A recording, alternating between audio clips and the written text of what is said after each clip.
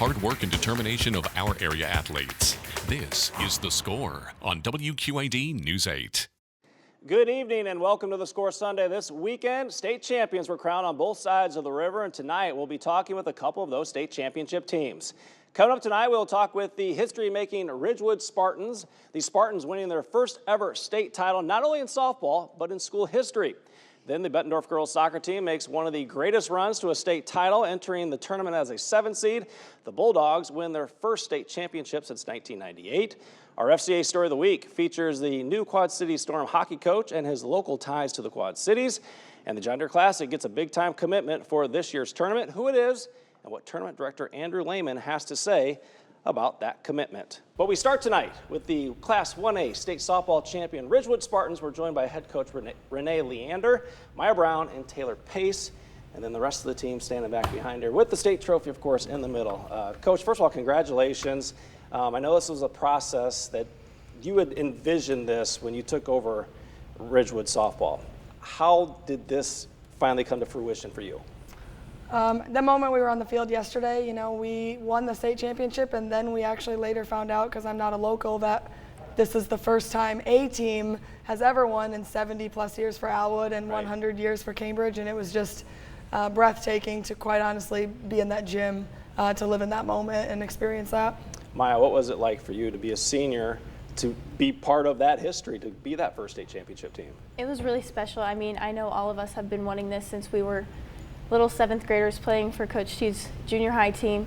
So being able to get it done was really good. Taylor, how about for you? Also a senior.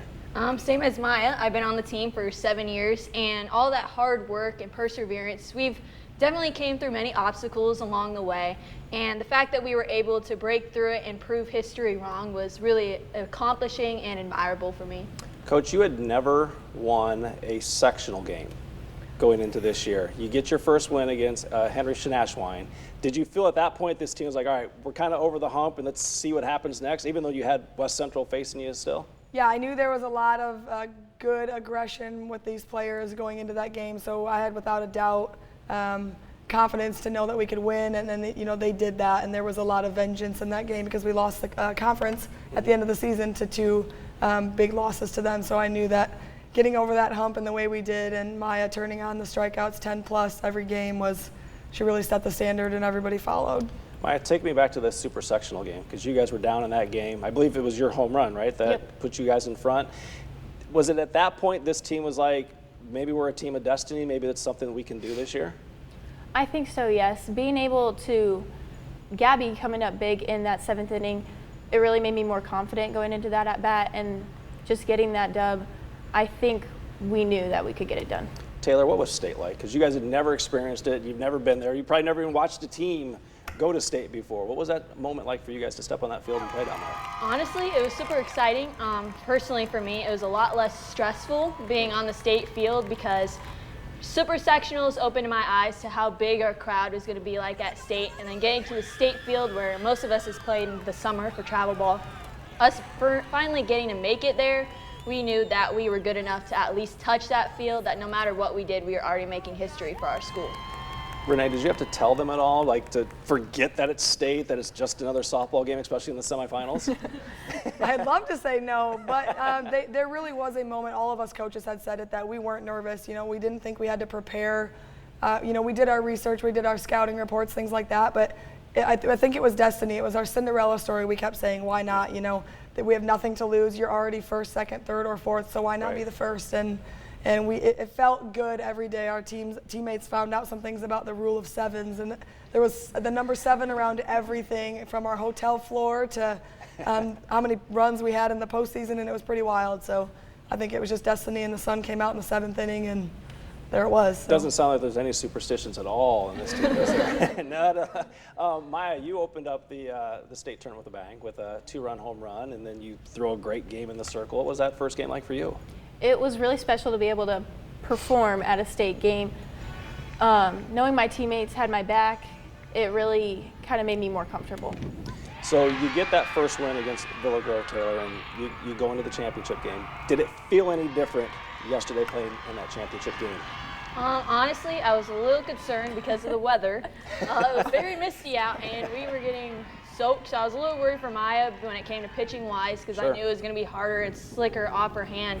But once we got after that first inning and we started getting more hits in, I wasn't as concerned as I was because the pressure was a lot less. Like I could see in my teammates that we were going to be able to figure this out, especially like in our West Central game where we were soaked in the rain as well. We played well, and I feel like just having that experience and pushing forward, I had full-on confidence that we could do well.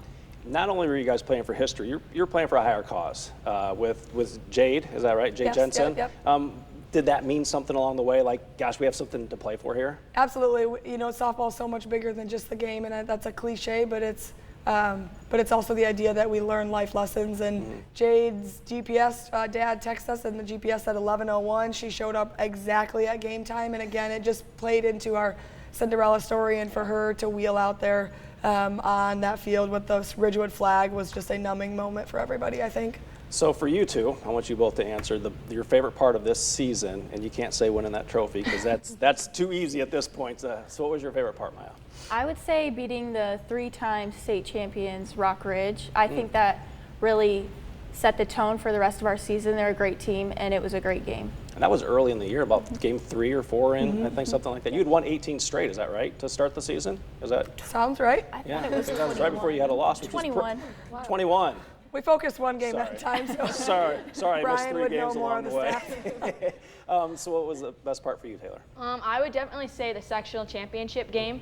We were a little worried coming into it because we played West Central 2 times in the conference and had lost, unfortunately. But since we were able to come through, especially Maya with her pitching and winning that game, after we won that game, it was definitely a boost of confidence, and it gave me the glimpse that we could definitely make it to state if we kept playing just like how we did that day. Coach, what did you enjoy most about this run? This win. The season, yeah. everything, yeah. Just the group of girls, and it truly isn't a cliche when you say that. These girls are gritty. It's not always smiles and rainbows, but they know what winning's like, and they've played together long enough that they're going to be, that's why you coach every day. It's just to see how great of people they become and use this pathway to show that, and it's going to be irreplaceable to replace these state seniors. How thankful are you that the school district, the parents, everybody kind of stood behind you when things weren't great the first 5-6 years that you were there? Yeah, that was some of the most trying years of my life. Because I'm not a give-up person. It was on my vision board. I really believed we could do it, but when you actually see those big-time goals be achieved, it's a whole new meaning, and we're not going to stop here. So Ridgewood is on the map for hopefully a long time. Well, congratulations to all of you on the first ever state championship in Ridgewood history, and good luck next year. Yes, thank you. All right, time for our first break. Up next, celebrating more state champions. Bettendorf girls soccer makes a great run to their 2nd state title. How they're able to do it, it's coming up next. The Score continues on WQAD News 8.